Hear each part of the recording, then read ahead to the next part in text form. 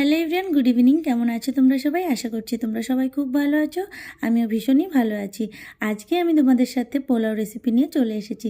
তোমরা যারা পোলাও রান্না করতে জানো না, তোমরা এই রেসিপিটা দেখে নিও।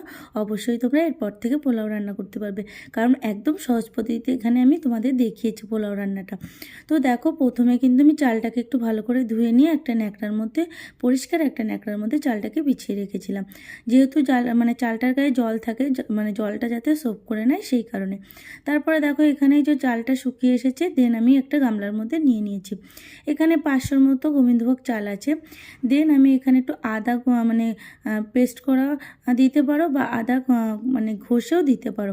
তো এখানে একটু আদা ঘষে দিয়ে দিয়েছি, তারপরে দিয়েছি সামান্য একটু লবণ। দেন দিয়েছি আমি একদম হলুদ, অনেকটা পরিমাণে হলুদ গুঁড়ো।